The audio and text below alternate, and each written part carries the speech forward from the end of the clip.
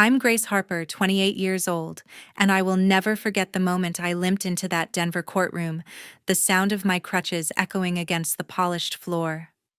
My heart pounded as I faced my family sitting there smugly thinking they had already won. But their eyes widened when they saw me alive, standing tall despite the pain shooting through my leg. Yet it was the woman beside me who made my father leap from his seat, his face pale as he shouted, "Oh my God, it's her." The entire room froze. They thought they had buried my future in that hospital bed where I was left alone in a coma, abandoned as if I was nothing. They believed they could steal everything I had worked for, a $10 million contract, my life's achievement. But they were wrong. If it were you, would you make them pay or give them a chance to make things right? Comment below, and let's debate. It all started months before that courtroom showdown. I'd just walked out of a sleek Denver office tower, my hands trembling as I clutched the signed contract. $10 million. My AI algorithm, a breakthrough in medical diagnostics, had landed me a deal with a major healthcare corporation. Years of late nights, endless coding, and pushing past doubts had paid off. I was 28, a software engineer at the top of my game, and I couldn't wait to share the news with my family. I drove to our suburban home, my heart racing with pride, imagining their faces lighting up. I was wrong. When I stepped through the front door, my sister was there, sitting at the kitchen table, her eyes narrowed. She was 32, a project manager at my company, always polished, always in control. But that day, something was off. I held up the contract, grinning, and said I did it. $10 million for my algorithm. Her lips twitched, not into a smile, but a grimace. "Your algorithm?" she snapped. "You mean the one I've been overseeing? The one I push through meetings?" Her voice dripped with venom, and I froze. I'd always known she was competitive. Always the golden child who got our parents' praise while I scrapped for scraps of approval. But this was different. This was rage. I tried to explain that the algorithm was my work, my code, my sleepless nights. She stood her chair, scraping the floor, and stepped closer. "You think you're better than me, don't you?" she hissed. I backed away, my hands raised, trying to calm her. "This isn't about you," I said, my voice shaking, but she wasn't listening. We were at the top of the stairs now, arguing, her face inches from mine. "You're nothing without me," she spat, and then in a flash her hands shoved my shoulders. I stumbled, my foot catching air, and the world spun as I fell. Pain exploded in my head, my body crashing down the wooden steps, and then darkness. When I opened my eyes, I was in a hospital bed, the beeping of machines filling the silence. My head throbbed, my leg ached, and a nurse's voice cut through the fog. "You're awake?" she said softly. I blinked, trying to piece it together. "How long?" I croaked. 2 weeks, she replied, her eyes kind but guarded. 2 weeks in a coma. I asked about my family, my sister, my parents. The nurse hesitated, then said, "No one's been here. Your parents called once early on, but they haven't come." My chest tightened. I'd expected my sister to stay away after what she'd done, but my parents. I thought of my father, always distant, and my mother always siding with her favorite daughter. Did they say anything? I asked, dreading the answer. The nurse looked away. "They said you brought this on yourself, that you shamed them." I lay there staring at the ceiling, the words cutting deeper than the fall. My own parents dismissing me like I was nothing. I thought back to the contract, my moment of triumph, now tainted by my sister's jealousy. She hadn't just pushed me down the stairs, she'd tried to erase me. And my parents, the people who should have been at my bedside praying for me, had turned their backs.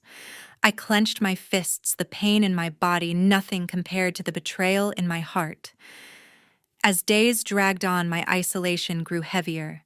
The hospital room felt like a cage, its walls closing in as I lay there, my body aching from the fall. No one from my family showed up, not my parents, not my sister. I kept glancing at the door, hoping for someone to care, but it stayed shut. The nurses moved quietly, their routines a blur, and I was left alone with my thoughts replaying the sting of my family's betrayal. I'd always been the outsider in their eyes, overshadowed by my sister's charm, but their absence now cut deeper than ever. I wondered if they even knew I was awake, or if they simply didn't care. One morning, my sister appeared without warning. She stood at the edge of my bed, her arms folded, a smirk twisting her face. "Still clinging to life, huh?" she said, her voice sharp and cold. "You're holding everyone back, you know." Pain flared in my leg as I tried to shift, glaring at her. "Why are you here?" I asked, my throat tight. She leaned closer, her eyes glinting. "Just making sure you stay out of my way," she said, then straightened up and walked out, her footsteps echoing. Her words weren't just cruel, they carried a weight, like she was guarding a secret. I clenched the bedsheet, my anger simmering. She wasn't just mocking me, she was up to something. Later that week, my best friend slipped into the room, her face drawn with worry. She hugged me gently, careful not to jostle my injuries, and sat beside me. "I've been fighting to see you," she said, her voice low. "The hospital kept me away until now." I felt a rush of relief, her presence a lifeline in this lonely place. Then she dropped a bomb. "Your sister's been talking at work," she said, her eyes narrowing. "She's telling everyone she's taking over your $10 million contract, acting like it's hers." My stomach churned. My algorithm, the one I'd built from scratch, was being claimed by her. She's saying she's the one who made it all happen. My best friend added, her voice tight with disgust. The realization hit hard. My sister wasn't just gloating, she was trying to steal my legacy. That night, I grabbed my phone, wincing as my fingers fumbled with the screen. I needed to check my bank account, hoping to cover some hospital costs and regain a shred of control. The app loaded and a red alert flashed, "Account frozen." My heart pounded. I called the bank, my voice shaking, and the representative's words chilled me. "A court order froze your funds," she said. "It cites concerns about your ability to manage them." Ability. I'd just woken from a coma fighting to survive, and someone was trying to paint me as incompetent.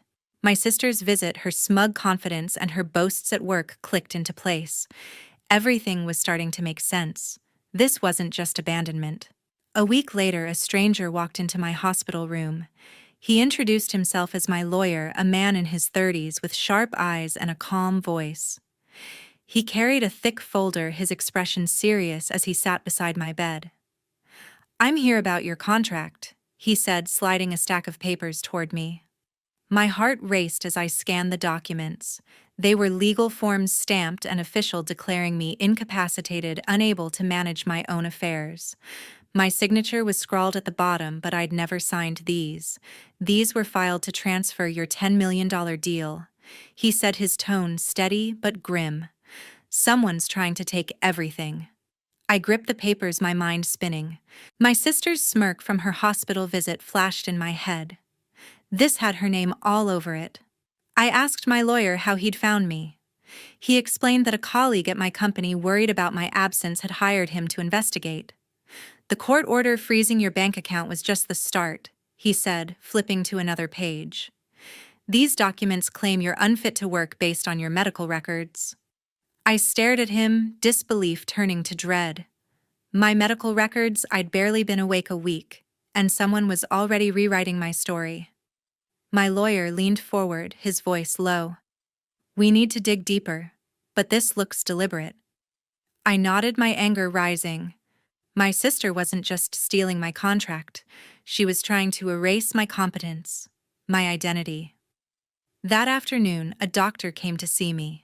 She was in her 40s, her face kind but resolute, and she introduced herself as the one who'd overseen my care. "I found something troubling," she said, pulling up my chart on a tablet. "Your medical records were altered after you were admitted." My breath caught. She pointed to entries showing extended sedation and exaggerated neurological issues, none of which matched my recovery. "Someone added these to make it look like you'd never wake up," she said, her eyes meeting mine. "It's why the court order went through so fast." I felt a chill. This wasn't just about money. It was about keeping me out of the picture permanently. As I lay there, the pieces started to connect. My sister had always been controlling ever since we were kids. I remembered her at 6 snatching my favorite doll and claiming it as hers, smirking as our parents praised her for being assertive. By 10, she'd mastered turning their attention away from me, convincing them I was the problem whenever I spoke up. As teenagers, she'd manipulate every family decision from vacation plans to who got the bigger room, always painting me as the selfish one. My parents never questioned her. They adored her confidence, her charm. I'd spent years trying to prove myself, building my AI algorithm to show I was more than her shadow. But now she'd taken it to a new level, orchestrating a plan to strip me of everything I'd earned. I looked at my lawyer, then at the doctor, their faces steady with determination. They believed in me even when my own family didn't. The forged documents, the altered records, it was all my sister's doing with my parents, likely turning a blind eye as always. I thought of her boasts at work, her cruel words in the hospital. She thought she'd won, that I'd stay broken. But she'd underestimated me. I handed the papers back to my lawyer, my voice firm. "We're fighting this," I said. He nodded, a spark in his eyes. The doctor promised to document every discrepancy in my records. I wasn't just fighting for my contract, I was fighting for my life. Determined to fight back, I took a bold step. Still weak, but fueled by anger, I checked out of the hospital against advice and arranged to meet my sister at a quiet Denver cafe. I tucked a small recorder in my pocket, my heart pounding as I limped through the door. She was already there, sipping coffee, her posture relaxed, but her eyes sharp. "You're up," she said, her tone mocking. "Didn't think you'd make it." I forced a smile, playing along, and asked about work. She leaned back, smirking. "The contract's moving forward," she said. "Someone had to step up since you're indisposed." I pressed her, keeping my voice casual. "You mean my contract?" Her laugh was cold. "It's mine now. You weren't going to make it happen from a hospital bed." I clenched my jaw, the recorder capturing every word. She'd just admitted her plan to steal my $10 million deal. Back in my temporary apartment, I met with a private investigator my lawyer had recommended. She was a woman in her late 30s, sharp and no-nonsense, with a knack for uncovering secrets. "I've been digging into your sister's finances," she said, spreading bank statements across the table. My breath caught as she pointed to a series of payments, large sums wired to a colleague at my company. "This man," she said, tapping a name, "received $10,000 from your sister's account." I recognized the name, a colleague who'd always been too eager to please her. "He's been forging company documents," she added, "making it look like your sister was the lead on your algorithm." My blood boiled. She wasn't just taking credit, she was paying to rewrite history. Later that day, my best friend called, her voice urgent. "I found something you need to see," she said, forwarding a chain of internal company emails. I opened them, my eyes scanning the screen. In one, my sister had written to our boss. "With Grace out, I'm stepping in to replace her.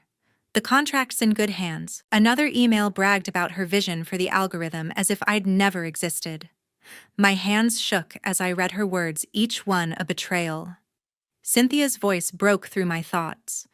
"She's been planning this for weeks," she said. "Everyone at work thinks she's the hero."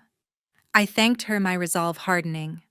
These emails were proof that my sister was trying to erase me from my own success. Determined to leave no stone unturned, I called the hospital's administration office. I'd been haunted by the doctor's warning about my altered medical records, and I needed answers.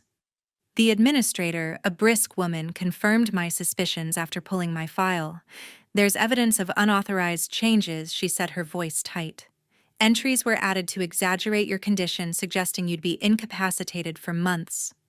I asked who had access to my records.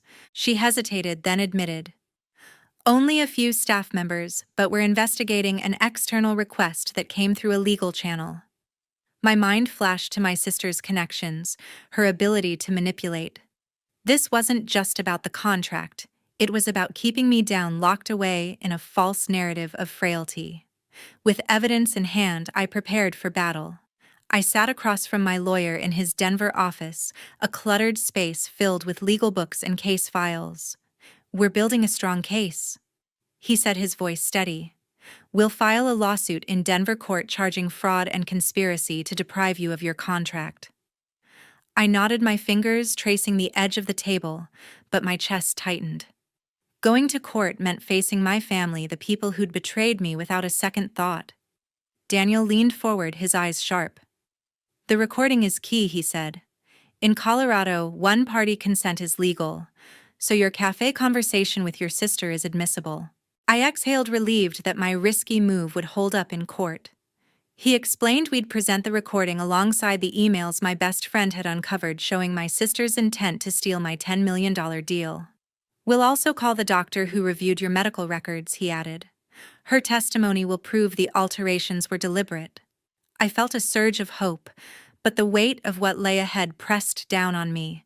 This wasn't just about winning, it was about confronting the family I'd once trusted. Later that day, I met with the doctor in a hospital conference room. She sat across from me, her posture calm, but her expression serious. "I've prepared a detailed statement," she said, sliding a folder my way. "It confirms the unauthorized changes to your records entries added to exaggerate your coma and suggest permanent incapacity." I flipped through her notes, my heart racing. The evidence was clear. Someone had tried to paint me as helpless to justify stripping me of my rights. Dr. Price met my gaze. "I'll testify to every discrepancy," she said firmly. This wasn't an accident. Her words bolstered my resolve, but they also stirred a storm of emotions I'd buried deep. As I left the hospital, memories of my family's favoritism flooded back. I saw my sister at family dinners, always the center of attention, her stories earning my parents' smiles, while my achievements went unnoticed. I remembered the time I'd won a science fair at 15, only for my mother to praise my sister's art project instead. My father would nod along, dismissing my efforts as not practical. Their constant preference for her had pushed me to work harder to build my algorithm to prove I was enough. Now they'd sided with her again, letting her manipulate my life while I fought to survive. The pain of their rejection hit me like a wave, threatening to drown my courage. I stopped at a park near the courthouse, needing air. I sat on a bench, the cold biting through my coat, and let myself feel the hurt.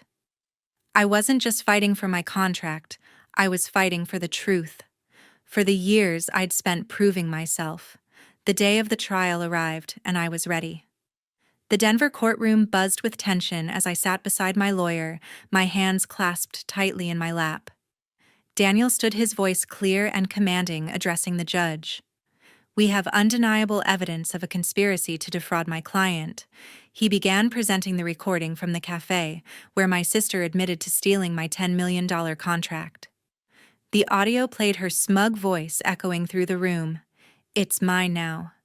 Gasps rippled through the gallery. Daniel followed with the forged company documents showing how my sister and a colleague had falsified records to claim my algorithm. I glanced at her across the room, her face pale but defiant. Next, Daniel introduced the bank statements revealing payments my sister had made to Mark, a colleague, who sat rigid in his seat. "These transactions prove collusion." Daniel said, his tone unwavering. He handed the judge a folder of emails my best friend had uncovered where my sister bragged about replacing me. The evidence was airtight, each piece stacking against her. Then the doctor took the stand. Dr. Price spoke calmly, her words precise.